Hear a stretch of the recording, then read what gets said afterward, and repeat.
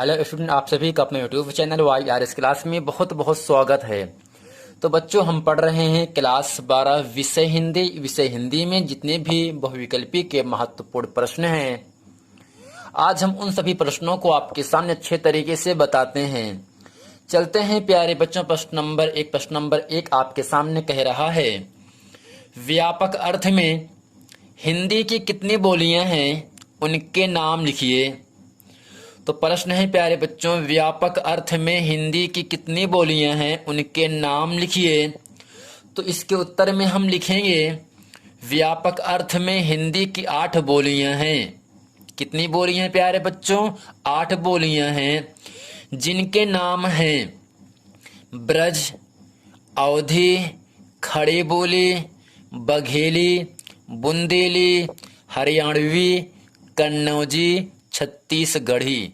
यानी प्यारे बच्चों, जो व्यापक अर्थ में जो हिंदी की बोलियां हैं, वो कितनी बोलियां हैं? वो 8 बोलियां होती हैं। और जिनका नाम क्या है? ब्रज है, अवधी है, खड़ी बोली है, बघेली है, बुंदेली, हरियाणवी, कन्नौजी और छत्तीसगढ़ी है। तो प्यारे बच्चों, प्रश्न नंबर 2 आपके सामने है, हिंदी की कितनी उपभाषाएं हैं? तो इसके उत्तर में लिखेंगे, हिंदी की 3 उपभाषाएं हैं। नंबर 1 राजधानी, नंबर 2 पहाड़ी, नंबर 3 बिहारी। तो प्यारे बच्चों, हिंदी की कितनी उपभाषाएं होती हैं? तो प्यारे बच्चों, आपको याद रखना है, हिंदी की 3 उपभाषाएं हैं, राजस्थानी, पहाड़ी और तीसरा आपका है बिहारी। प्रश्न नंबर 3 आपके सामने है, खड़ी बोली गद्य के प्राचीनतम रूप किन ग्रंथों में मिलते हैं? तो प्रश्न है प्यारे बच्चों, खड़ी बोली गद्य के प्राचीनतम रूप किन ग्रंथों में मिलते हैं या किन ग्रंथों में पाए जाते हैं? तो इसके उत्तर में लिखेंगे, राजस्थानी गद्य में, दूसरा है ब्रजभाषा गद्य में। यानी खड़ी बोली गद्य के प्राचीनतम रूप 2 ग्रंथों में पाए जाते हैं, राजस्थानी गद्य में पाए जाते हैं और दूसरा आपका है ब्रजभाषा गद्य में पाए जाते हैं खड़ी बोली के प्राचीनतम रूप। तो प्यारे बच्चों, उम्मीद करते हैं प्रश्न नंबर 1, प्रश्न नंबर 2, प्रश्न नंबर 3 तक आप अच्छे तरीके से समझ गए हैं। चलते हैं, आपको बताते हैं प्रश्न नंबर 4। प्रश्न नंबर 4 आपके सामने कह रहा है, ब्रजभाषा गद्य की 2 रचनाओं के नाम लिखिए। यानी ब्रजभाषा गद्य की हमें 2 रचनाओं को नाम लिखना है। तो इसके उत्तर में लिखेंगे, नंबर 1 करके श्रृंगार रस मंडन, दूसरा है 84 वैष्णव की वार्ता। यानी प्यारे बच्चों, श्रृंगार रस मंडन और 84 वैष्णव की वार्ता, ये जो 2 रचनाएं हैं, ये ब्रजभाषा की रचना है, ब्रजभाषा गद्य की रचना है। तो प्रश्न नंबर 1, 2, 3 और 4 तक आप अच्छे तरीके से समझ गए होंगे। चलते हैं आपको लेकर प्रश्न नंबर 5 में।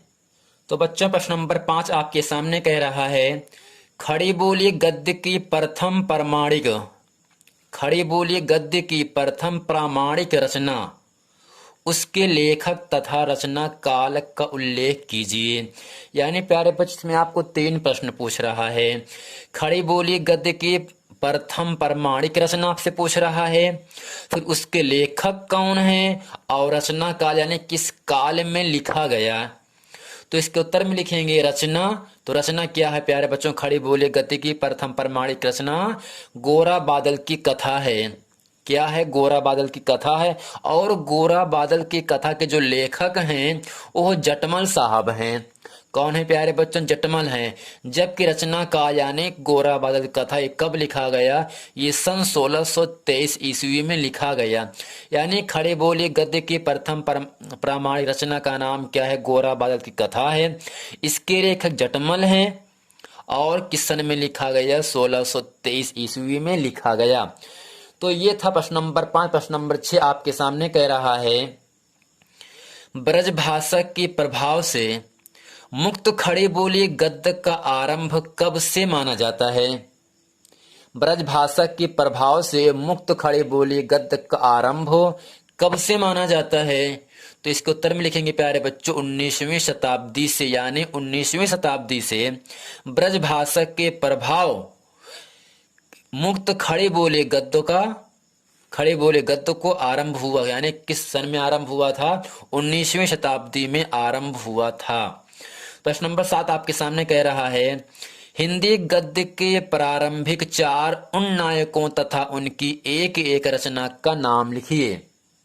प्रश्न है, हिंदी गद्य के प्रारंभिक यानी शुरुआती 4 उन नायकों तथा उनकी एक एक रचना का नाम लिखना है। यानी प्यारे बच्चों, 4 उन नायकों का मतलब लेखक, यानी 4 लेखक लिखना है और चारों लेखकों की उनकी एक एक रचना का नाम आपको लिखना है। तो सबसे पहले नंबर पे आते हैं मुंशी सदा सुखलाल। इन्होंने क्या लिखा? सुख सागर की रचना की। दूसरे साहब पर आते हैं इंशा अल्लाह खां। इन्होंने रचना लिखा है रानी केतकी की कहानी।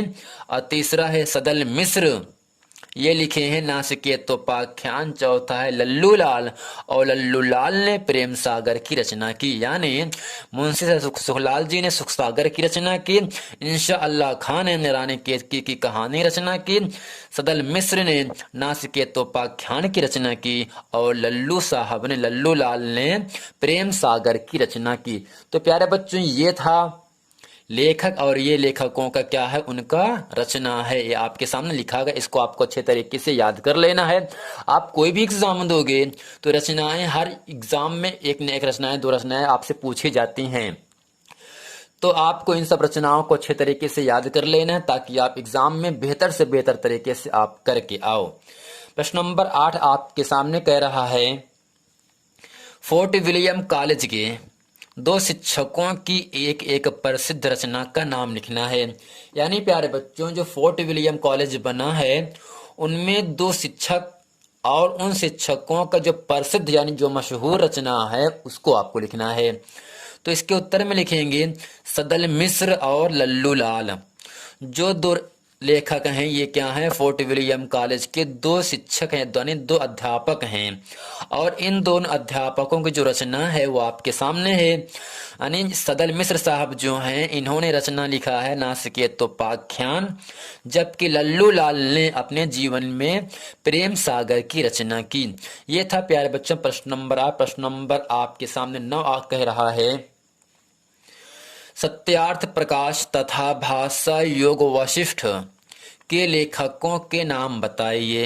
यानी सत्यार्थ प्रकाश और भाषा योग वशिष्ठ 2 रचना है, इन दोनों रचनाओं के लेखक का नाम आपको बताना है। तो इसके उत्तर में लिखेंगे हम सत्यार्थ प्रकाश किसने लिखा? स्वामी दयानंद ने लिखा। जबकि भाषा योग वशिष्ठ के लेखक कौन हैं? राम प्रसाद निरंजनी हैं। प्रश्न नंबर 10 आपके सामने कह रहा है, भारतीय जागरण रेनेसां को देशव्यापी रूप देने में जिन संस्थाओं का योगदान रहा उनमें से किन्हीं 2 संस्थाओं का उल्लेख कीजिए। यानी प्यारे बच्चों, भारतीय जागरण को देशव्यापी रूप में देने में जिन संस्थाओं का योगदान रहा, जिनका हिस्सा रहा, उनमें से किन्हीं 2 संस्थाओं का आपको नाम लिखना है। तो इसके उत्तर में लिखेंगे आर्य समाज तथा ब्रह्म समाज। यानी ये जो 2 समाज हैं ये भारतीय जागरण को देशव्यापी रूप देने में अहम भूमिका निभाए थे। तो आर्य समाज और ब्रह्म समाज भारतीय जागरण को देशव्यापी रूप देने में इनके महत्वपूर्ण योगदान था। प्रश्न नंबर 11 आपके सामने कह रहा है, भारतेंदु से पूर्व कौन से 2 राजा लेखक हुए? उनकी गद्य शैली का अंतर बताइए। यानी भारतेंदु से पूर्व कौन से 2 राजा लेखक हुए? 2 राजा लेखक हुए, उनकी गद्य शैली का अंतर बताना है। तो इसके उत्तर में लिखेंगे हम राजा शिव प्रसाद सितारे हिंद पहले हैं।